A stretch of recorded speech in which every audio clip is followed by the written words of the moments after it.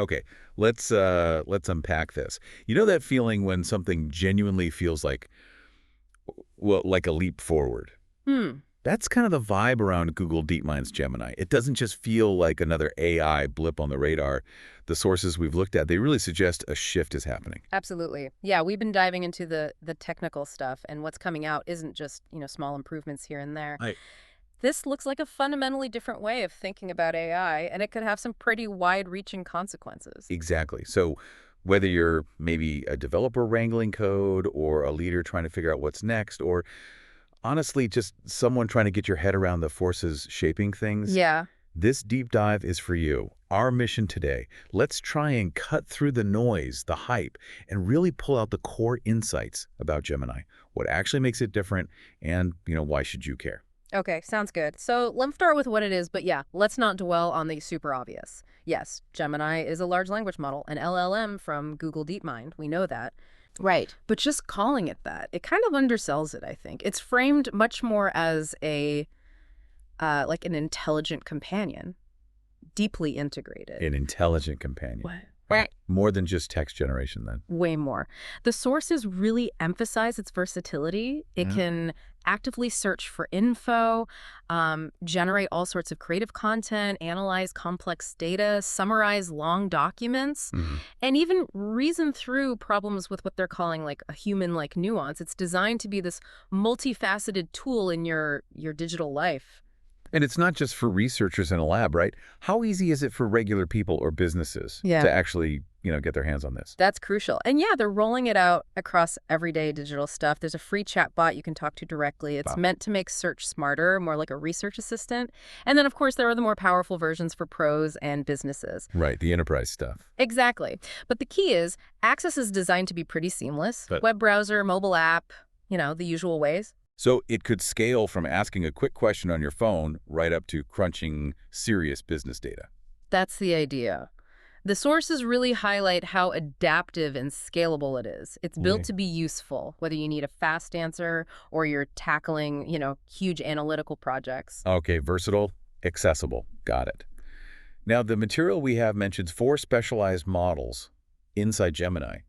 Why break it down like that? Why not just one big model? Ah, okay. Yeah.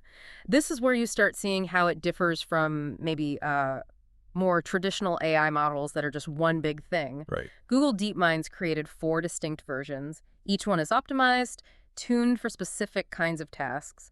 Think of it less like one giant Swiss Army knife and more like a toolbox. A cool box. I like that. Different tools for different jobs. Exactly. You've got the right tool for the job. And this modular approach, it's pretty significant architecturally. It lets them be more efficient with resources, maybe lower costs for certain uses too. Makes sense. Okay, so let's quickly run through the 4. What's the difference? Top tier.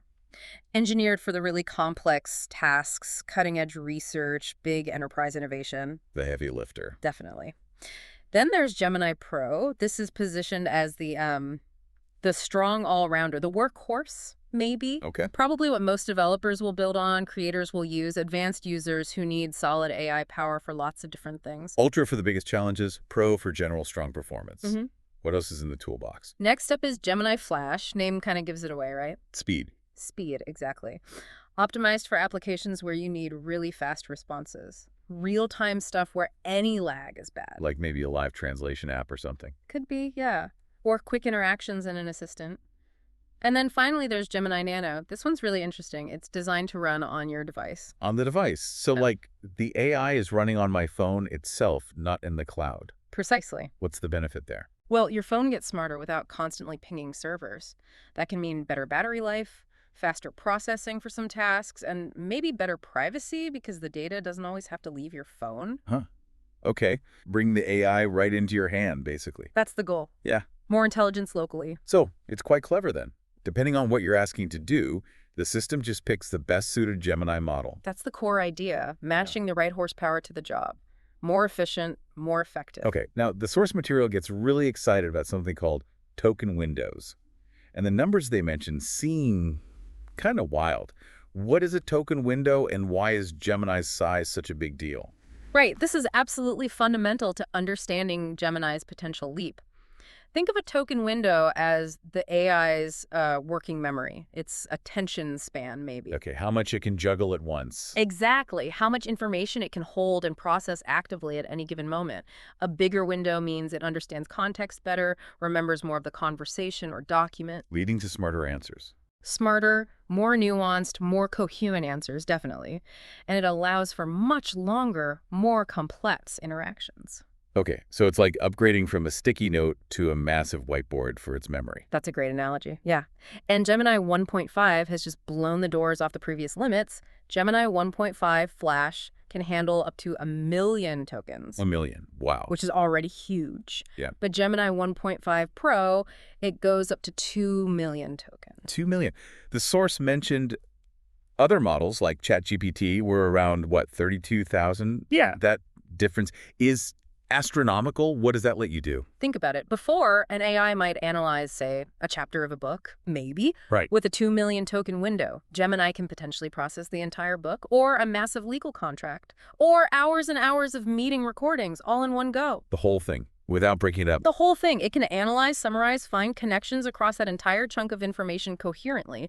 It's like going from reading a paragraph to understanding the whole novel, plot, themes, everything. So you don't have to spoon-feed it information anymore.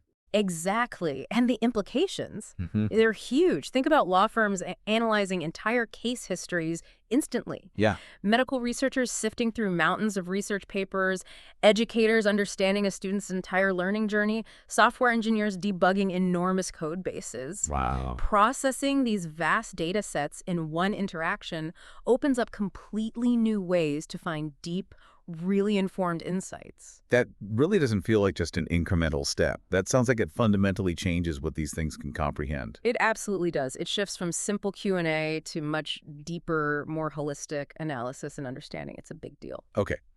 The source then pivots a bit, talking about Gemini not just as, a chatbot you talk to, but as an integrated platform. What does that look like in practice, in the tools we use? It means Gemini isn't just a standalone thing. It's designed to be woven right into Google's ecosystem. Things like Search, Gmail, Docs, Sheets tools lots of us use every day. Ah, okay. The idea is to boost productivity, spark creativity, Yeah. right there inside those familiar apps. So like if I'm writing an email, Gemini might pop up and help me phrase something better.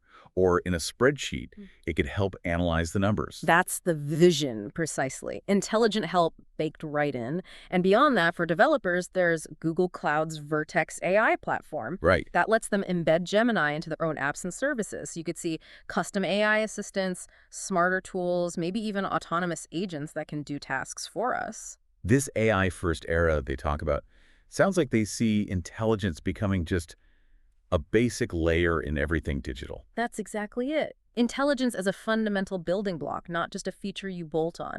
And honestly, those huge context windows we talked about, they really enable that deeper integration because the AI understands so much more about what you're doing. Makes sense. Now, inevitably, when you talk about AI this powerful, the conversation turns to, well, jobs. Will this replace people? How does the source tackle that fear? Yeah, it addresses it head on. The perspective presented is very much that Gemini is about augmenting human abilities, not replacing them. Augmenting, not replacing. Right. The focus is on amplification, amplifying creativity, improving decision-making, taking over the tedious, repetitive stuff so humans can focus elsewhere. So it's pitched more as a collaboration, a human-AI partnership. That's the core message. The source gives examples like personalized tutoring for students. The AI helps the teacher be more effective. It doesn't replace the teacher. Okay. Or farmers using AI to analyze complex weather data to make better decisions about crops. Or small businesses automating basic customer queries so their staff can handle the more complex issues. So it's about doing more, maybe more easily, with more clarity, less friction. Exactly. Less friction, more understanding, letting us focus on the higher level thinking, the creative work, the human connection. Now, the material we looked at had a specific angle relating to New Zealand, or Aotearoa.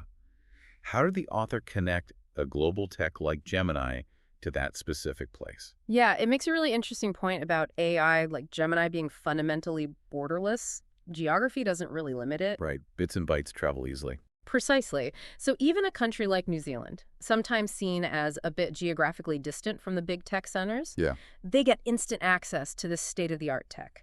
And importantly, the opportunity isn't just to use it, but to create with it, to be builders, not just consumers. Can you give some specific examples they mentioned for New Zealand?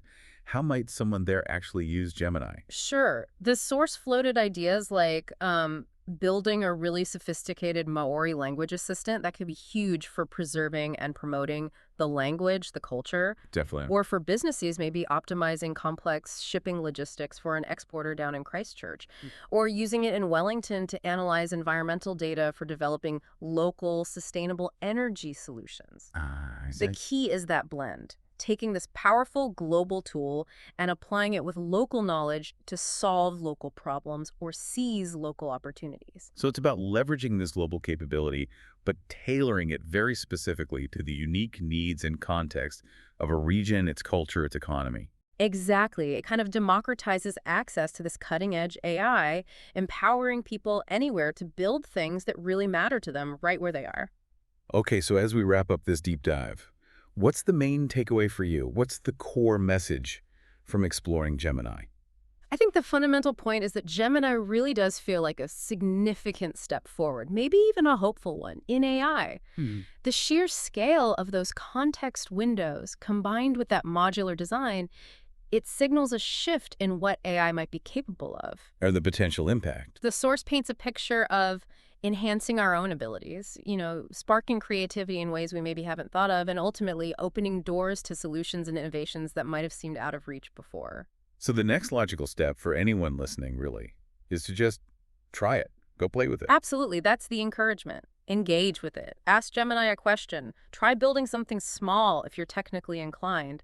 Let your imagination run a bit. See what it feels like. It really does feel like that future we keep hearing about isn't quite so distant anymore. That's the closing thought, really. The future is kind of already arriving.